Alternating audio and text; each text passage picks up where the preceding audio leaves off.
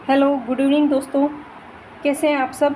देखिए दोस्तों, हम जो PYQs कर रहे हैं शिक्षा मनोविज्ञान के टॉपिक वाइज, तो उसमें आज हमारा टॉपिक है क्रिया अनुसंधान। क्रिया अनुसंधान जो कि ये रीट के सब्जेक्ट में भी है, सेकंड ग्रेड मतलब कि रीट सिलेबस में भी है, सेकंड ग्रेड में भी है और फर्स्ट ग्रेड सिलेबस में भी है, CTET वगैरह। मतलब कि शिक्षक भर्तियाँ जितनी भी हैं उनके सब में सिलेबस में है ये। तो इस टॉपिक के जितने भी पिछले वर्षों में आए हुए सवाल है वो आज हम सॉल्व करेंगे। तो एक बात कहना चाहूँगी दोस्तों आपको कि देखिए, आप वीडियो पूरा देखते नहीं हैं तो आपको समझ में आता नहीं है। और तो ये वीडियो आप पूरा देखा कीजिए, स्किप मत किया कीजिए। और ये जो क्वेश्चन है, ये सभी क्वेश्चन रिपीट होने वाले क्वेश्चन हैं। ये किसी न किसी एग्ज़ाम में रिपीट होते हैं हर बार। तो इनको आप बहुत ध्यान से सुनिएगा और ध्यान से सोल्व कीजिएगा। और आपसे एक हम्बल रिक्वेस्ट और है कि प्लीज़ वीडियोस को लाइक किया कीजिए। और अगर आप चैनल पे नए हैं और आपने अभी तक चैनल को सब्सक्राइब नहीं किया है तो आपसे रिक्वेस्ट है कि चैनल को सब्सक्राइब कीजिए। और देखिए, वीडियो शुरू करते हैं। तो आज का हमारा पहला सवाल है कि क्रियात्मक अनुसंधान का उद्देश्य है नवीन ज्ञान की खोज, शैक्षिक परिस्थितियों में वैज्ञानिक व्यवहार का विकास, विद्यालय तथा कक्षा की शैक्षिक कार्यप्रणाली में सुधार लाना, या इनमें से सभी। तो इसका आंसर होगा इनमें से सभी। इसका आंसर होगा विद्यालय तथा कक्षा की शैक्षिक कार्यप्रणाली में सुधार लाना।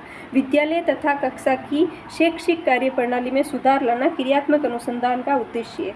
देखिए, मैं सबसे पहले आपको समझा दूं, आपको बता दूं कि क्रियात्मक अनुसंधान होता क्या है, क्रियात्मक अनुसंधान का अर्थ क्या है। तो देखिए, विद्यालय से संबंधित जो व्यक्ति होते हैं, जैसे टीचर हो गए, प्रिंसिपल हो गए, तो विद्यालय से संबंधित व्यक्तियों द्वारा अपनी और विद्यालयों की समस्याओं का वैज्ञानिक अध्ययन करके अपनी क्रियाओं और विद्यालय की गतिविधियों में सुधार करना, ये हो गया क्रियात्मक अनुसंधान का अर्थ। एक बार मैं वापस बता दूं आपको, विद्यालय से संबंधित व्यक्तियों द्वारा अपनी और विद्यालयों की समस्याओं का वैज्ञानिक अध्ययन करके अपनी क्रियाओं और विद्यालय की गतिविधियों में सुधार करना, ये होता है क्रियात्मक अनुसंधान का अर्थ। ठीक है, तो क्रियात्मक अनुसंधान का उद्देश्य क्या है? उद्देश्य है विद्यालय तथा कक्षा की शैक्षिक कार्यप्रणाली में सुधार लाना, विद्यालय तथा कक्षा। ठीक है, अगला सवाल देखिए कि क्रियात्मक अनुसंधान के संबंध में कौन सा कथन सही नहीं है। क्रियात्मक अनुसंधान के संबंध में कौन सा कथन सही नहीं है? यह अध्यापक एवं शिक्षा से संबंधित व्यक्तियों के द्वारा किया जाता है, बिल्कुल सही है। ये किसी विशिष्ट समाधान के लिए किया जाता है, बिल्कुल सही है। व्यापक स्तर पर निर्णय लेने के लिए सूचना संकलन का कार्य इसमें किया जाता है। अगला है स्थानीय स्तर पर रोजमर्रा की समस्याओं के समाधान के लिए क्रियात्मक अनुसंधान किया जाता है, बिल्कुल सही है। तो यहाँ पूछा है कौन सा सही नहीं है, तो ये जो सी है ये सही नहीं है। व्यापक स्तर पर निर्णय लेने के लिए सूचना संकलन का कार्य इसमें किया जाता है, ये कथन गलत है।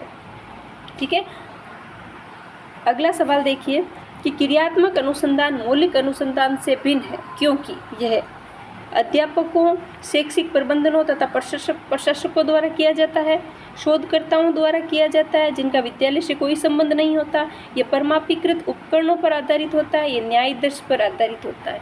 तो ये इसलिए भिन्न है क्योंकि ये अध्यापकों, शैक्षिक प्रबंधनों और प्रशासकों द्वारा किया जाता है। क्या? क्रियात्मक अनुसंधान। क्रियात्मक अनुसंधान मैंने आपको पहले ही बताया कि क्रियात्मक अनुसंधान विद्यालय से जुड़े हुए लोगों द्वारा खुद के और विद्यालय के लिए जो कार्य किए जाते हैं वो क्रियात्मक अनुसंधान होता है। तो अध्यापकों, शैक्षिक प्रबंधनों और प्रशासकों द्वारा किया जाता है।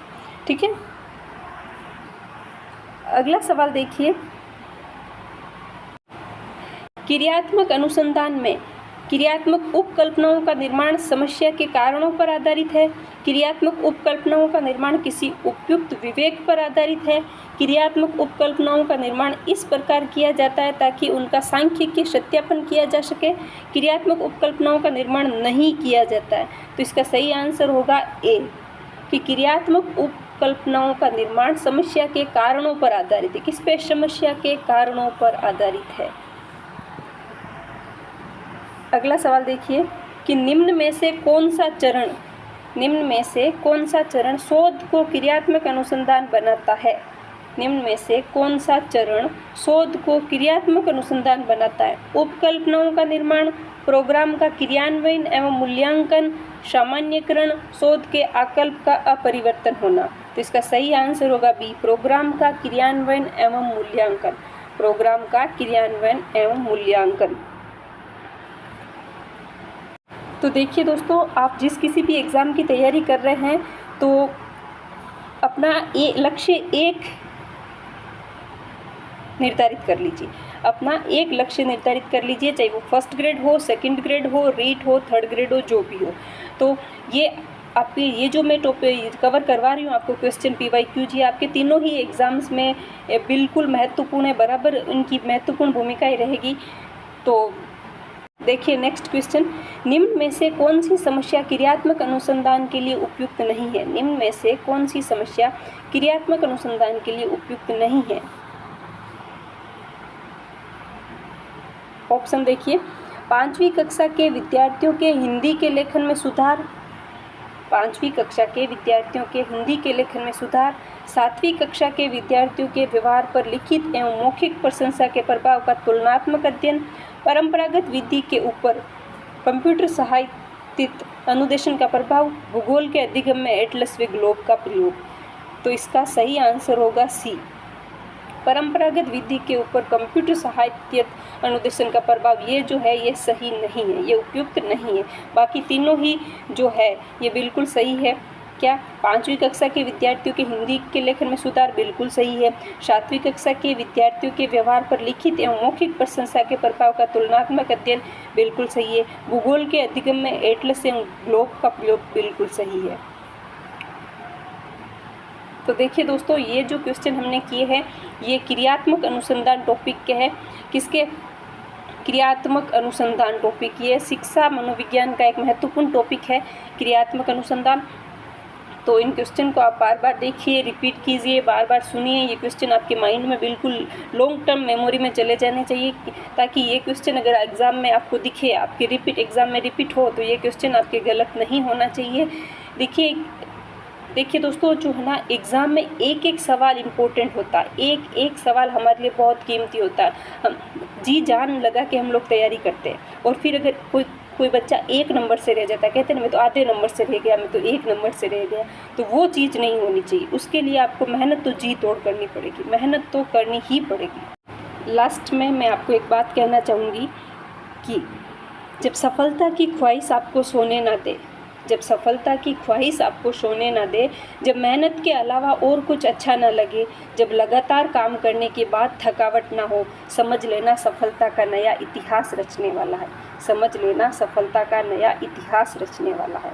एक बार फिर से आपको बता दूं कि जब सफलता की ख्वाहिश आपको सोने ना दे, जब मेहनत के अलावा और कुछ अच्छा ना लगे, जब लगातार काम करने के बाद थकावट ना हो, समझ लेना सफलता का नया इतिहास रचने वाला है।